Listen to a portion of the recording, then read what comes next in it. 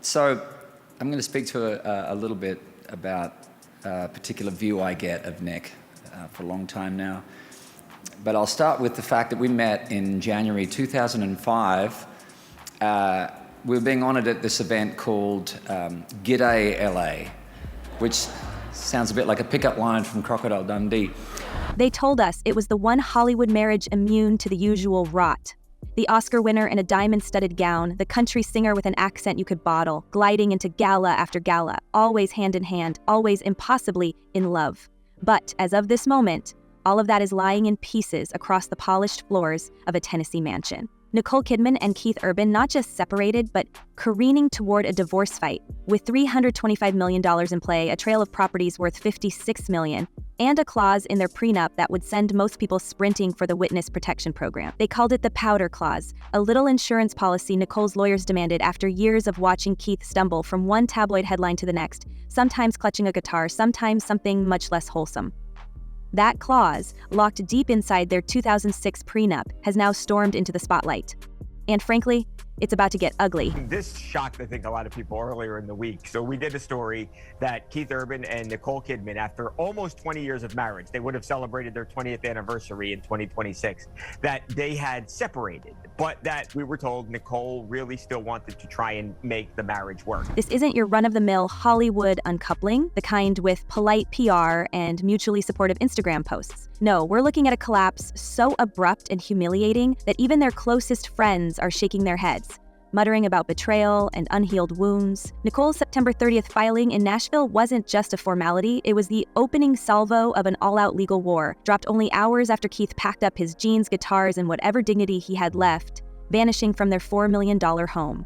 In that moment, the mask slipped. Suddenly, every glossy magazine spread and red carpet kiss over the past 18 years felt like a fever dream, because behind closed doors, this marriage had been quietly circling the drain for months. So I got on the phone with some of my Australian sources, and nobody else was surprised. I was surprised. I think the fans are surprised. The public at large is surprised, especially because they're so ubiquitous. I mean, they are really everywhere all the time. But they have not been living together for months, apparently. The speed of the meltdown is enough to make any marriage therapist need a lie down. On June 25th, Nicole's Instagram beamed with anniversary romance, a grainy black and white photo, her arms around Keith, the caption, "Happy anniversary, baby." 5 days later, Keith had gone silent. Not the poetic kind of silence either, the kind where he moved out, stopped answering, and left Nicole clutching at a ghost. Fast forward a handful of weeks, and we find Nicole in Nashville, not on a red carpet, but pounding the hiking trails in tight leggings and sunglasses, messy hair crammed under a baseball cap, her sister Antonia shadowing her step for step. The casual getup did little to hide the shock. Photographers caught her laughing, then dropping her head, her hand on her heart. A woman balancing the world's sympathy on one shoulder and a mountain of humiliation on the other. The gossip columns were merciless, dubbing Antonia her rock, as Nicole's private disaster went public, with the entire Kidman clan rallying behind her, desperately trying to insulate her from the daily fire hose of new rumors. So now, as far as I understand, he's the one that wanted out, and she was kind of gaslighted by it all. Is that the way you see it too, or understand this, that he was the one who actually, and she was a bit surprised by it, or? That's what all the reports are saying that are coming out now. So of course, as soon as I heard this news, I was like, okay, first Hugh Jackman and now Nicole Kidman. I mean, really, what is going on down under? The truth is, Nicole did not want this.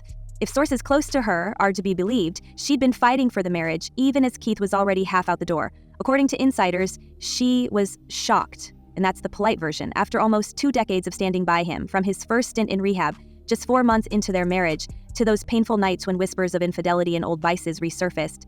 Nicole had become a master at crisis management, and she needed every ounce of that skill now because the narrative was spiraling. This time, Keith wasn't just gone. He was apparently done. No more hand-holding at award shows, no more speeches about meeting a real-life princess, just a rented house in Nashville, a calendar full of tour dates, and, if the grapevine is to be trusted, a new companion already waiting in the wings. Which brings us, with all the subtlety of a wrecking ball, to the new round of betrayal rumors. We've all heard the Nashville talk. Keith had grown unhappy with the lack of intimacy, and now a source claims he's already moved on with someone younger in the music business. No names at first, Just the usual coded language. But then came the concert in Hershey, Pennsylvania, the one where Keith picked up his guitar and, in a move that set the rumor mill ablaze, rewrote the lyrics of his hit The Fighter. He swapped out Baby for Maggie Baugh, his 25-year-old guitarist, the one already nursing a boyfriend but strangely silent as her name pinged around the internet.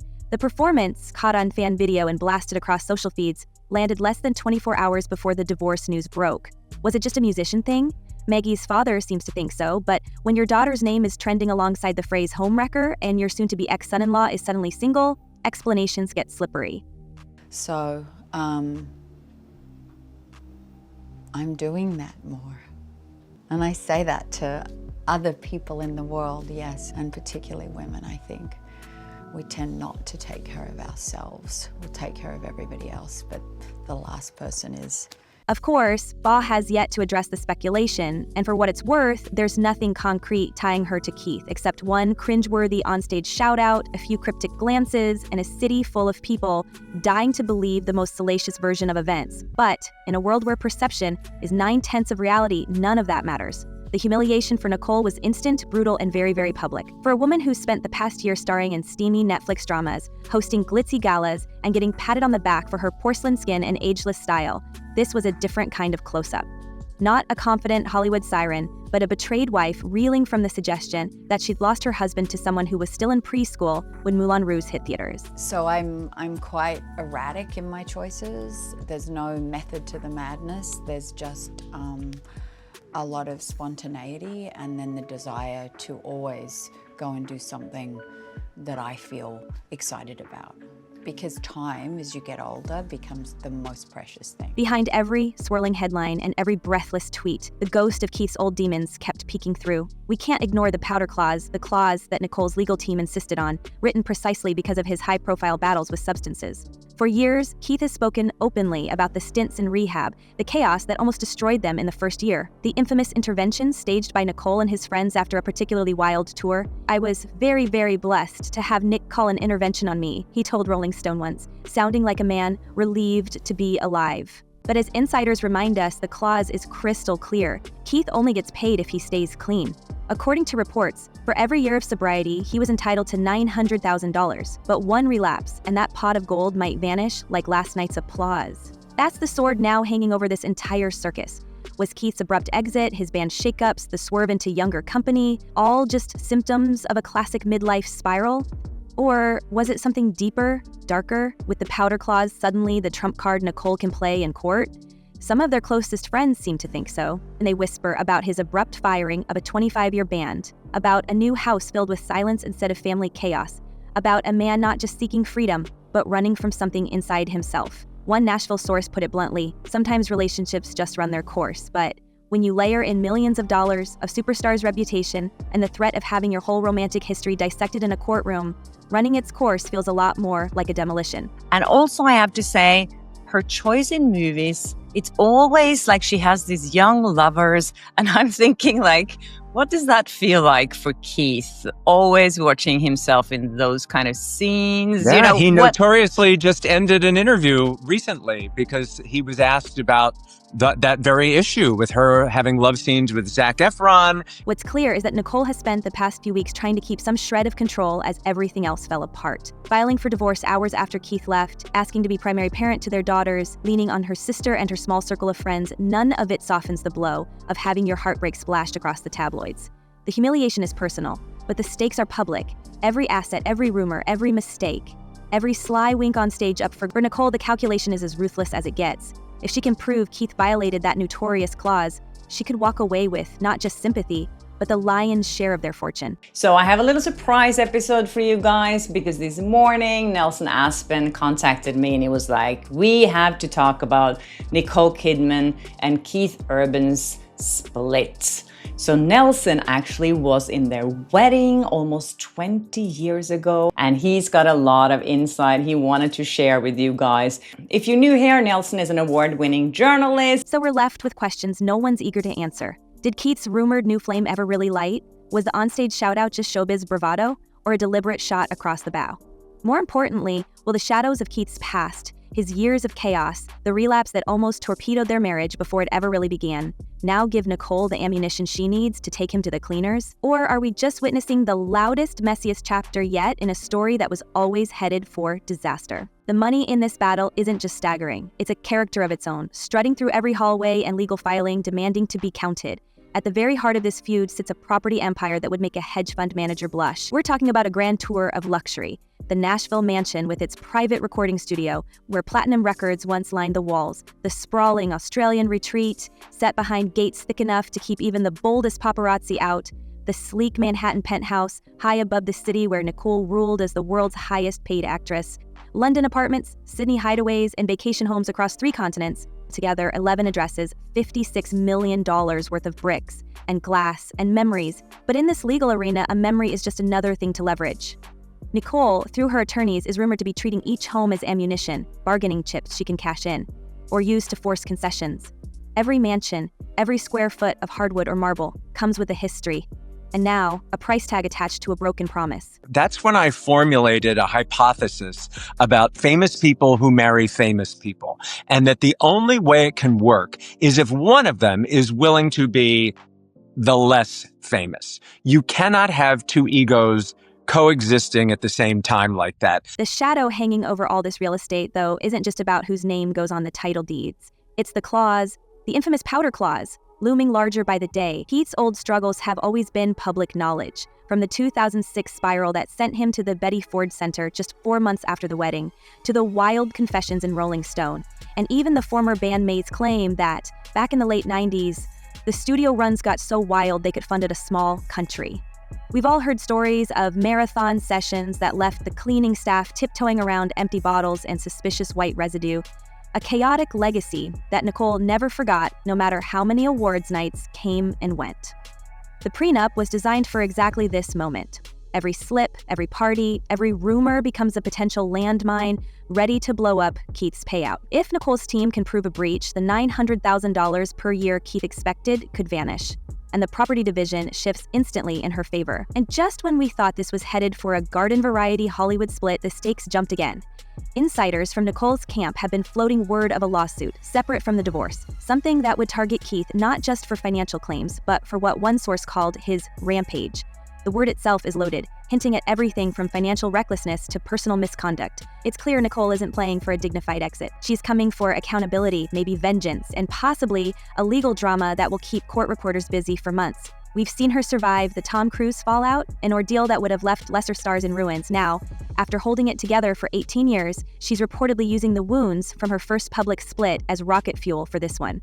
For Nicole, this isn't just survival. It's about rewriting the ending. Her divorce papers demand primary custody of Sunday Rose and Faith Margaret, a signal that she's out to claim moral as well as financial high ground. If she can frame Keith's behavior as erratic, self-indulgent, or crucially, unsafe, it's not just about assets, but who gets to walk away with the daughters at her side.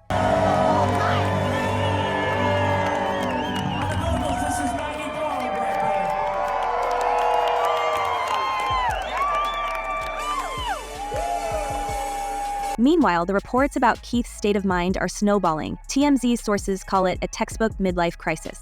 The details aren't subtle. Keith fired his entire band in January, guys he'd played with for a quarter century, sending a ripple of shock through Nashville's tight-knit music world. His latest album, High, landed with all the force of a polite golf clap, barely making the list in Australia, nowhere to be seen on the US year-end. It's the kind of stumble that hits an aging star hard, especially one whose private life is now a bigger headline than his tour. Add in the abrupt decision to move out, the younger crowd he started running with, and the ever-present rumors of new flings, and you start to see a pattern. Even friends are scratching their heads. As one put it, he's not talking about whether he's dating anyone else, but he's saying he's going to be fine. The unspoken message? Even his inner circle thinks he's lost the plot. And that's the backdrop as Nicole moves from victim to strategist. The property empire is just a start. With the prenup clause in play and rumors of a civil suit on the table, Nicole has options to scorch the earth if she chooses. The humiliation of Keith's public flirtations is now evidence. The onstage lyric swap, the late-night apartment moves, even the mysterious rental vans spotted outside the homes of rumored companions. Each thread gets woven into a case about Keith's judgment, his reliability, and most crucially, his fitness as a co-parent and ex-husband. The gossip might sound cartoonish, but in court, narrative matters. Nicole's team knows it, and the pressure is relentless. And we can't ignore the human wreckage left in the wake. There are the daughters, Sunday Rose and Faith Margaret, now old enough to read the headlines and watch as their family is pulled apart in real time. Nicole, never one to hide, has been photographed embracing them, walking the Nashville trails with her sister, making a show of stability in the eye of a storm. For Keith, the image is less certain. A man holed up in a rental, his former family home, now a no-go zone. His next move telegraphed through set lists and Instagram likes. The fan base is split. Some insist this is just a hard reset for a guy who's been living someone else's dream. Others see a self-inflicted collapse, proof that old habits fade hard, especially when the stakes are astronomical. Formulated a hypothesis about famous people who marry famous people, and that the only way it can work is if one of them is willing to be the less famous. You cannot have two egos coexisting at the same time like that. And there's a psychological angle that can't be ignored. Keith's decision to torch his old band, take creative risks, and leave the marriage has been described by more than one insider as a destructive spiral, the kind that courts trouble on purpose. For Nicole's legal team, that's golden, a way to frame him as unpredictable, impulsive, and unstable. If they can prove any breach of the sobriety clause, if a late-night bender or even a single questionable video surfaces, the payout calculus changes overnight. This isn't just tabloid theater, it's the kind of real-world leverage that gets judges' attention and can move millions from one ledger to another. Every hour brings a new rumor. Nicole preparing to subpoena tour staff, Keith quietly lawyering up with a no-nonsense national pit bull, the property managers getting nervous as both sides begin forensic audits. There's talk of hidden assets, off-the-books cash, and at least one major label exec who swears this divorce could make the Amber Heard-Johnny Depp war look like a kindergarten dispute. And in the middle of it all, the questions pile up. Is this about heartbreak, humiliation, or just the final, inevitable unraveling of two mega careers that were always running on parallel tracks? Industry veterans in both music and film have started to whisper that this legal bloodbath could set new records for payout, for public spectacle, and for sheer, relentless nastiness. As the legal fireworks begin to light up the national skyline, we have to wonder, is the infamous powder clause about to become the sharpest weapon in Nicole's arsenal, slicing through Keith's carefully protected fortune? Or in some last-minute reversal, will Keith manage to flip the narrative, reclaim his image, and walk away richer, freer, and somehow untouchable? What would it take for this story to end with redemption rather than ruin? Or is the only path forward paved with broken vows and empty mansions? We want to hear what you think. Does Nicole have the upper hand, or is Keith still holding a wild card? Sound off in the comments, and stay tuned because when love, money, and scandal crash together in Music City, no one gets away clean. Until next time, keep your secrets safe, or at least safer than theirs.